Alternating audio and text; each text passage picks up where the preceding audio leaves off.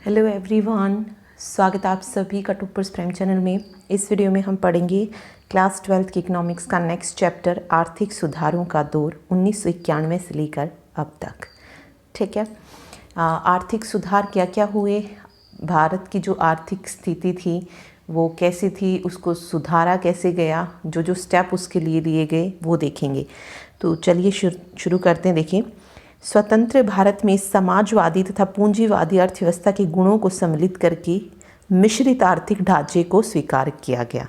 ठीक है, तो भारत की अर्थव्यवस्था कैसी अर्थव्यवस्था है? मिश्रित अर्थव्यवस्था है।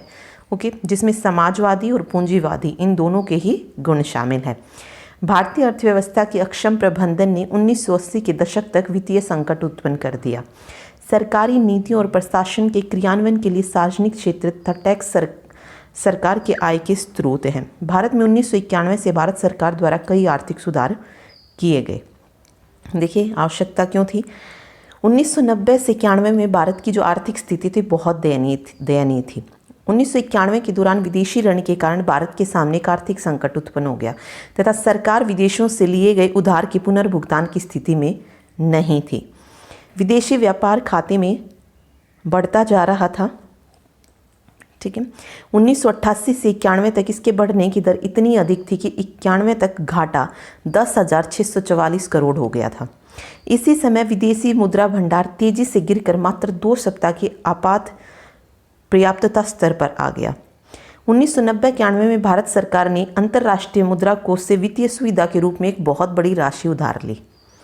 अल्पकालीन विदेशी ऋणों के भुगतान के लिए 47 टन सोना बैंक ऑफ इंग्लैंड के पास गिरवी रखना पड़ा। भारतीय अर्थव्यवस्था के सामने मुद्रास्फीति का संकट था, जिसकी दर 12% हो गई थी। मुद्रास्फीति के कारण कृषि उत्पादों के वितरण और बाजार मूल्यों में भी क्या हुई? वृद्धि हुई और परिणाम स्वरूप बजट के मौद्रीकृत घाटे में वृद्धि हुई। साथ साथ आयात मूल्य में वृद्धि हुई तथा विदेशी विनिमय दर में कमी आई। परिणाम स्वरूप भारत के सामने राजकोषीय तथा व्यापार घाटे की समस्या उत्पन्न हुई। इसलिए भारत के सामने केवल 2 ही विकल्प बचे थे: निर्यात में वृद्धि के साथ साथ विदेशी उधार लेकर विदेशी विनिमय प्रवाह में वृद्धि कर भारतीय आर्थिक स्थिति को बेहतर बनाए, और दूसरा था राजकोषीय अनुशासन को स्थापित करे तथा उद्देश्य वर्ग संरचनात्मक समायोजन लाया जाए। ठीक है, मुख्य विशेषताएं क्या आर्थिक सुधार की? तो अर्थव्यवस्था की समस्या के समाधान के लिए भारत सरकार ने बहुत सारे आर्थिक सुधार किए। सरकार की औद्योगिक नीति का उदारीकरण, उद्योगों के निजीकरण द्वारा विदेशी निवेश को प्रोत्साहन दिया। उदारीकरण के अंग के रूप में लाइसेंस को खत्म कर दिया गया। आयात और निर्यात नीति को उदार बनाते हुए आयात और निर्यात वस्तुओं पर आयात शुल्क में कमी की, जिससे कि औद्योगिक विकास के लिए आवश्यक कच्चे माल का तथा निर्यात अन्य वस्तुओं के उत्पादन के लिए कच्चे माल का आयात तुलनात्मक रूप से आसान हो जाए। डॉलर के मूल्य के रूप में घरेलू मुद्रा का अवमूल्यन। देश की आर्थिक स्थिति में सुधार और संरचनात्मक समायोजन के लिए अंतर्राष्ट्रीय मुद्रा कोष तथा विश्व बैंक से बहुत अधिक विदेशी ऋण जो था प्राप्त किया। राष्ट्र की बैंकिंग प्रणाली और कर संरचना में सुधार और सरकार द्वारा निवेश में कमी करते हुए बाजार अर्थव्यवस्था को स्थापित किया गया। ठीक है, आगे एक LPG मॉडल आया था, उदारीकरण, निजीकरण और वैश्वीकरण। ये क्या है? ठीक है, देखिए LPG मॉडल क्यों कहा गया? उदारीकरण को इंग्लिश में बोलते हैं लिबरलाइजेशन। ठीक है, प्राइवेटाइजेशन और ग्लोबलाइजेशन, इन तीनों से मिलकर इसको कहा जाता है LPG मॉडल। इस मॉडल का जो प्राथमिक उद्देश्य था वो था भारतीय अर्थव्यवस्था को विश्व की बड़ी अर्थव्यवस्थाओं के समक्ष तीव्रतर विकासशील अर्थव्यवस्था के रूप में स्थापित करना। सबसे पहले जैसे हम पढ़ रहे हैं लिबरलाइजेशन, उदारीकरण। उदारीकरण से तात्पर्य सामाजिक, राजनीतिक व आर्थिक नीतियों में लगाए गए सरकारी नियंत्रण में कमी से है। भारत में 24 जुलाई 1991 से वित्तीय सुधारों के साथ ही आर्थिक उदारीकरण की प्रक्रिया शुरू हुई। ठीक है, तो ये पूछ सकते हैं। आगे है प्राइवेटाइजेशन, निजीकरण। निजीकरण से तात्पर्य है कि सार्वजनिक क्षेत्र के उद्यम, व्यवसाय एवं सेवाओं के स्वामित्व, प्रबंधन व नियंत्रण को निजी क्षेत्र को हस्तांतरित करने से है। वैश्वीकरण का अर्थ सामान्यतः देश की अर्थव्यवस्था का विश्व की अर्थव्यवस्था के एकीकरण से है। ठीक है, तो देखिए भारत में जो LPG नीति थी उससे रिलेटेड कुछ पॉइंट्स दिए गए हैं। सबसे पहले है विदेशी तकनीक समझौता, फॉरेन टेक्नोलॉजी एग्रीमेंट। एक है MRTP एक्ट, MRTP एक्ट 1969 में। विदेशी निवेश, फॉरेन इन्वेस्टमेंट, औद्योगिक लाइसेंस विनियमन निजीकरण और विनिवेश का प्रारंभ, समुद्र पारीय व्यापार के अवसर, इसके नीति के कुछ पॉइंट्स बताए गए हैं इसमें। मुद्रास्फीति नियमन, कर सुधार, वित्तीय क्षेत्र सुधार और बैंकिंग सुधार, लाइसेंस और परमिट राज की समाप्ति की गई। मूल्यांकन देखिए, उदारीकरण, निजीकरण व वैश्वीकरण की अवधारणा एक दूसरे से जुड़ी हुई है और इनके अर्थव्यवस्था पर सकारात्मक और नकारात्मक दोनों प्रभाव दिखते हैं। कुछ अर्थशास्त्रियों का मानना है कि वैश्वीकरण अर्थव्यवस्था के लिए नए अवसर उपलब्ध कराता है, जिनसे उनके बेहतर तकनीक और उत्पादन की क्षमता में वृद्धि के साथ नए बाजार के द्वार जो हैं खुलते हैं। जबकि दूसरे समूह का मानना है कि यह विकासशील देशों के घरेलू उद्योगों को संरक्षण नहीं प्रदान करता है। भारतीय संदर्भ में देखने पर हम पाते हैं कि वैश्वीकरण ने जीवन निर्वहन सुविधाओं को बेहतर किया है तथा मनोरंजन, संचार, परिवहन इत्यादि क्षेत्रों में रोजगार के नए अवसरों का विस्तार किया है। ठीक है, तो सकारात्मक प्रभाव देखिए इन तीनों के, उदारीकरण, निजीकरण और वैश्वीकरण के। उच्च आर्थिक समृद्धि दर, विदेशी निवेश में वृद्धि हुई, विदेशी मुद्रा भंडार में वृद्धि, नियंत्रित मुद्रास्फीति, निर्यात संरचना में परिवर्तन, निर्यात की दिशा में परिवर्तन, उपभोक्ता की संप्रभुता स्थापित। नकारात्मक प्रभाव क्या पड़े इनकी? कृषि की प्रभावहीनता, ठीक है, मतलब उसको कम कर दिया गया कृषि को। रोजगार विहीन आर्थिक समृद्धि, आय के वितरण में असमानता, लाभोन्मुखी समाज, निजीकरण पर नकारात्मक प्रभाव, संसाधनों का अतिशय दोहन और पर्यावरणीय अपक्षय। तो ये कुछ नकारात्मक प्रभाव भी इन चीज़ों के आए। आगे है विमुद्रीकरण। 8 नवंबर 2016, सबको पता है क्या था? भारत सरकार ने 8 नवंबर 2016 को भारतीय अर्थव्यवस्था के लिए एक अहम घोषणा की कि तत्काल प्रभाव से दो सर्वोच्च मूल्य वाली मौद्रिक करेंसी ₹1000 और 500 अवैधानिक मुद्रा जो थे नहीं रहेंगे, कुछ विशिष्ट उद्देश्य और स्थानों को छोड़कर। इससे चलन में जारी 86% मुद्रा तत्काल जो थी अवैध हो गई। कुछ निश्चित प्रतिबंधों और प्रावधानों के तहत पुरानी मुद्रा को बैंकों में जमा कराकर बदलने का काम किया गया। यह अब तक का अंतिम और नवीनतम विमुद्रीकरण है। ठीक है, विमुद्रीकरण मीन्स डीमोनेटाइजेशन। विमुद्रीकरण से तात्पर्य क्या है? विमुद्रीकरण एक प्रक्रिया है जिसके अंतर्गत किसी मौद्रिक करेंसी की इकाई का वैधानिक दर्जा जो है वापस ले लिया जाता है। दूसरे शब्दों में सरकार द्वारा वर्तमान की वैधानिक मुद्रा इकाई को चलन से बाहर करने के लिए अवैध घोषित कर देना विमुद्रीकरण कहलाता है। सामान्यतः विमुद्रीकरण के बाद पुरानी मौद्रिक करेंसी की इकाइयों के स्थान पर नई मौद्रिक करेंसी की इकाई को चलन में लाया जाता है। भारत में सर्वप्रथम 1946 में भारतीय रिजर्व बैंक ने 1000 और 10,000 की नोटों का विमुद्रीकरण किया था। 1954 में 3 नई मौद्रिक करेंसी की इकाई यानी कि 1000, 5000 और ₹10,000 चलन में लाए गए। इसके बाद 1978 में भारत सरकार ने गैर कानूनी लेन देन और असामाजिक क्रियाकलापों को रोकने के लिए इन नोटों का पुनः विमुद्रीकरण कर दिया, मतलब इन नोटों को फिर से बंद कर दिया था। ठीक है, तो सबसे पहले जो किया गया था वो 1946 में किया गया था, भारतीय रिजर्व बैंक ने किया था। ओके, फिर 1954 में जो था ये चलन में लाए गए कुछ नए नोट्स और 1978 में इनको फिर से बंद कर दिया गया। 2016 के में जो विमुद्रीकरण यानी कि डीमोनेटाइजेशन हुआ, उसके क्या कारण थे कि ऐसा करना पड़ा?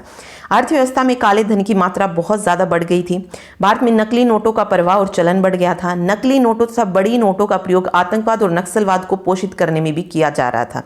बड़ी नोटों की जमाखोरी के कारण राजकोषीय विस्तार कम हो गया था और बैंक प्रणाली में क्या थी? तरलता की कमी थी। ठीक है, भारत की औपचारिक अर्थव्यवस्था की तुलना में अनौपचारिक अर्थव्यवस्था जो थी वो बढ़ रही थी। समानांतर अर्थव्यवस्था चल रही थी। उपयुक्त कारण अर्थव्यवस्था के व्यवधान के रूप में देखे जा रहे थे। इन व्यवधानों से निजात पाने के लिए विमुद्रीकरण का रास्ता अपनाया गया। इसके लाभ क्या हुए? देखिए, भ्रष्टाचार में कमी आई, उच्च मूल्यों वाली नकली नोटों तथा गैर कानूनी क्रियाकलापों में कमी आई, काले धन के संचय पर आघात, बचत की मात्रा में वृद्धि, ब्याज दरों में गिरावट, औपचारिक अर्थव्यवस्था का विस्तार और असामाजिक गतिविधियों पर लगाम लगा। ठीक है, विशेषताएं देखिए, विमुद्रीकरण से कर प्रशासन और कर संरचना का विस्तार हुआ। स्वैच्छिक आय घोषणा द्वारा सरकारी राजस्व में वृद्धि हुई।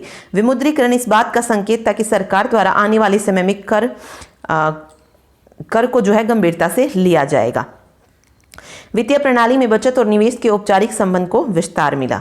बैंकों को ऋण प्रदान करने के लिए तरलता का आधार विस्तृत हुआ और इससे ब्याज दरों में कमी आई। नकद लेन देन अर्थव्यवस्था में कमी हुई और नकद रहित अर्थव्यवस्था की ओर भारतीय अर्थव्यवस्था अनुगमन हुआ।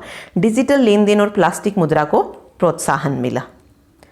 ठीक है, प्रभाव देखिए, नकद लेन देन में कमी आई, ठीक है। बैंक में जो है पैसे जमा किए जाने लगे, वित्तीय बचत में वृद्धि हुई, ब्याज दरों में कमी आई और अचल संपत्तियों की कीमतों में गिरावट आई। नए उपयोगकर्ताओं के बीच डिजिटल स्थानांतरण में वृद्धि हुई, आयकर में वृद्धि हुई, सरकार के राजस्व में वृद्धि और आयकर के कराधार में वृद्धि हुई। तो ये विमुद्रीकरण के कुछ प्रभाव थे।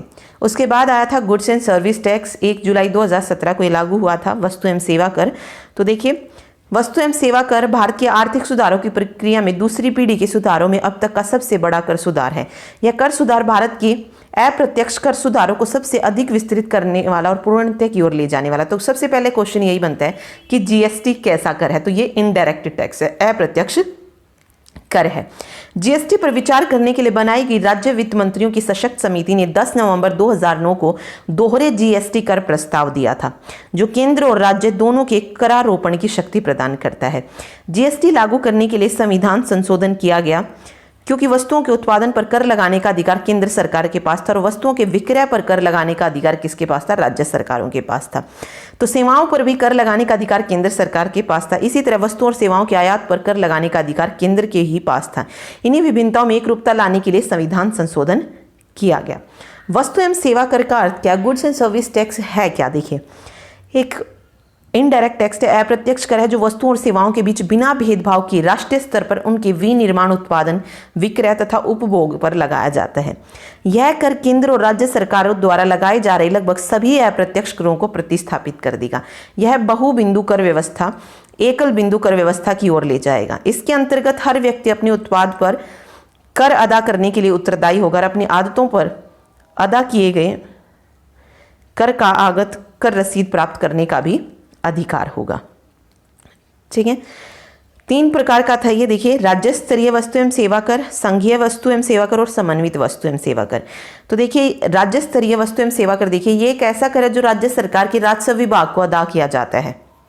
यह सामान्यतः संघीय वस्तु सेवा कर के समान होता है। यह कर वर्तमान राज्य स्तरीय पीठ यानी कि मूल्यवर्धित कर, बिक्री कर का स्थान लेगा। ठीक है, उसके बाद है संघीय वस्तु सेवा कर, CGST, सेंट्रल का। यह ऐसा कर है जो केंद्र सरकार के राजस्व विभाग को अदा किया जाता है।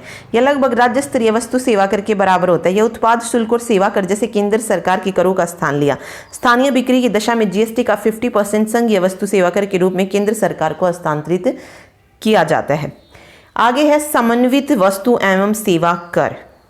यह कर अंतरराज्यीय कर विक्रय पर लगाया जाता है। ठीक है, इंटरस्टेट सेल्स पर। इसका एक हिस्सा केंद्र सरकार तथा शेष हिस्सा राज्य सरकार को हस्तांतरित किया जाता है। आगे उद्देश्य बताए हैं। बहुबिंदु कर प्रणाली को जो था समाप्त किया गया। वस्तुओं और सेवाओं की लागत, वितरण और उत्पादन पर कर के प्रभाव को समाप्त किया गया। बाजार में मूलतः वस्तुओं और सेवाओं की प्रतियोगिता को बढ़ावा देना, सकल घरेलू उत्पाद की वृद्धि दर में सकारात्मक योगदान और विभिन्न अप्रत्यक्ष करों का एकीकरण किया गया। भारत में इसे 5 दर में विभाजित किया गया। तो ये क्वेश्चन पूछा भी गया था कि जीएसटी को जो है भारत में कितनी दरों में विभाजित किया गया, तो 5 दरों में विभाजित किया गया था। सभी मूलभूत आवश्यकता, बाकी वस्तु जैसे सेवाओं के लिए 0% एवं सेवा के दायरे जो थे रखे गए थे। तो ये यहाँ से 2 से 3 क्वेश्चन जो थे देखने को मिले थे DSSB में और एग्जामों में भी पूछे जाते हैं। ओके, तो देखिए, खाद्यान्न, ब्रेड, नमक, किताबें, इन पर क्या था? 0% GST लगा था। तो ये चीज़ याद रखिए। जो उच्च उपभोग वस्तु थी जैसे पनीर, डिब्बाबंद खाद्य पदार्थ, चाय, कॉफ़ी, इन पर कितना कर लगाया गया? 5%। ठीक है, दर बताई गई है। उच्च जन उपभोग वस्तु पर जैसे मोबाइल, मिठाई, दवाइयाँ, इन पर 12% और सभी तरीके की जो सेवाएं थी उन पर 18% की दर से वस्तु और सेवा कर लगाया गया। अन्य सभी विलासी वस्तुएं जैसे पेट्रोल, कच्चे तेल, डीजल, इन पर जो था 28% की दर से वस्तु और सेवा कर लगाया गया। तो ये अलग अलग भी पूछ सकते हैं कि खाद्यान्नों पर कितने प्रतिशत का GST जो था लगाया गया था, या फिर चाय, कॉफ़ी पर या पनीर पर कितना लगाया। तो ये याद होनी चाहिए। 0%, 5%, 12%, 8%, 18% और 28%। तो ये 5 दरों में इसे विभाजित किया गया था। ओके, सर्वप्रथम जो GST था ये कहाँ लगाया गया? Again important question. तो ये 1954 में फ्रांस में लगाया गया था। वर्तमान में लगभग 150 देशों में यह कर लागू है। भारत में यह कर 1 जुलाई 2017 से एक देश एक कर के नारे के साथ लागू किया गया। देखिए, ये क्वेश्चन एक नया बनता है यहाँ से। ठीक है, पूछा जा सकता है GST किस नारे के साथ लागू किया गया था? तो एक देश एक कर के नारे के साथ इसे लागू किया गया था। ठीक है, तो ये था चैप्टर। आगे देखिए, वही क्वेश्चन दिए गए, निजीकरण क्या है, आर्थिक सुधार कब प्रारंभ किए गए, और इसके अलावा उदारीकरण और भूमंडलीकरण के बारे में पूछा है कि ये क्या है। ठीक है, तो सभी की डेफिनेशन हमने ऊपर पढ़ी है। आर्थिक सुधार जो थे ये कब प्रारंभ किए गए थे, 1991 में प्रारंभ किए गए थे। चैप्टर का नाम ही ये था। ठीक है, फिर उदारीकरण के बारे में पूछा है। तो उदारीकरण क्या है? उदारीकरण का अर्थ है सरकार द्वारा लगाए गए प्रत्यक्ष या भौतिक नियंत्रणों से अर्थव्यवस्था की मुक्ति। निजीकरण क्या थी? जिसके अंतर्गत निजी क्षेत्र द्वारा सार्वजनिक उद्यमों पर उनके अधिकार का जो है प्रबंध किया जा सके, तो वो थी। ओके, तो ये था question. Thank you so much.